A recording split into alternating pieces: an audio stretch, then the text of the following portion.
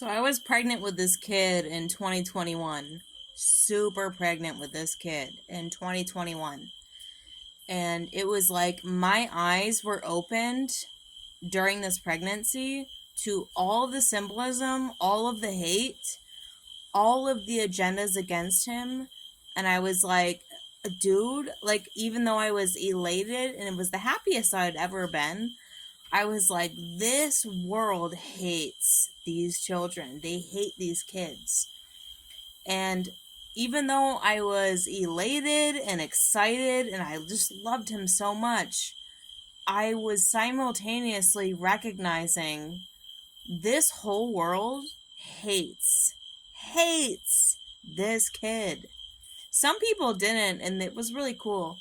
Some people didn't, and it was really awesome. But I was like, dude, this world frickin' hates this kid. Like, they hate children. Like, they hate them so much. And then I was delivered from the experience. It was very sad, obviously, but I was, like, delivered from the experience. And, he lives on. Like, this kid is still very potent and present in my life and everyone's lives.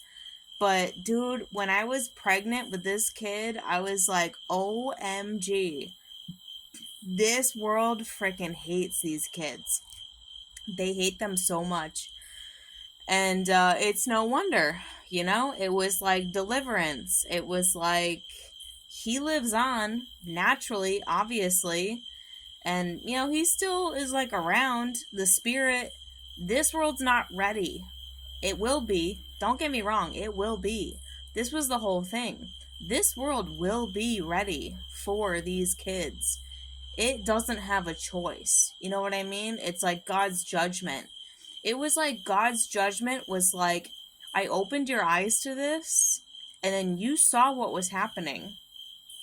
And then I'm going to deliver you and the world from this absurdity. There is no doubt in my mind that God's judgment is going to reign supreme and come down on this world, because this kid would not be accepted into this world. But it will change. It will absolutely change. And maybe in a sense, he will resurrect himself. But you know what? This world, the contrast that it painted, even though I was so happy, the contrast that it painted, the way it opened my eyes, was like, I will do nothing less than this child's will. For the world, for his life, for my life, for anyone's lives. And I don't care. I don't care what that entails. Because many people are like, oh my God, don't stir the pot because I don't care. I don't care about stirring the pot. Because I've been pregnant with a kid who was like, I can't make it into this world because this world is way too off balance, way too off balance. When Jesus came, it was like he disrupted every other stupid effing religion naturally, because it had to happen. And every knee will bow. They're trying so hard, but at the end of the day, dude, every knee is gonna bow to Jesus Christ, because it's evident to me, in my experience, there's no other way. There's no other way. It's not working out, dude. People are self-sabotaging like crazy right now. The spirit of the truth has to reign supreme, and it might not come from the news. It's going to come from the mouths of people who are saying their testimony and their truth and their reality. People will watch the news, and they will watch people and listen to people who are saying their testimony in truth, in God's perfect will, because it's not sustainable to do it any other way. And there is something salvageable about this world. I went through many years of my life feeling like there was nothing salvageable about this world. Absolutely not. Especially after that. Like, nope, absolutely not. But I do see really beautiful children being born. I do see very demonic children being born, which is weird because I'm like, they're kind of cute and funny because they're so evil. But like the lukewarm, I'm like, don't know. Don't know about these kids.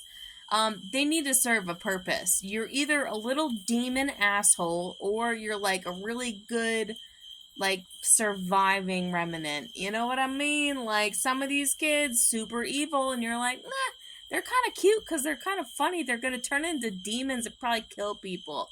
They're going to probably kill people because God told me all throughout this situation, he was like, two monsters create a monster. So like when you get a monster, you're like, okay, that's a monster. Lukewarm, there's no book of Revelation. God says I spit them out. Some of these kids are like not cute, dude. They're not cute at all. Some of them are cute because they're like super evil, and you're like, touche. Like, I don't know, kill somebody. I don't know. Like, not in. I don't want to see that, but like, maybe, dude. I don't know. But my kid was not like that. He was vegan, and not. I'm not vegan, but like that kid was vegan, which is very interesting. He was vegan. He did not want any meat, and he virtually didn't want any dairy. He was vegan because there's all this like old world sacrifice to all these. We eat all this meat, but like we should be doing it ourselves. You know, like we like forfeit our power to these other people, and then they like do sacrifice on our behalf, and then we eat this shit. I want to eat meat. I do. I want to eat meat. I don't love the fact that like I am contracting that out to someone else. I don't love that. And like the spirit didn't love that either. There's something weird with the amount of sacrifice to other spirits through meat, and we eat it.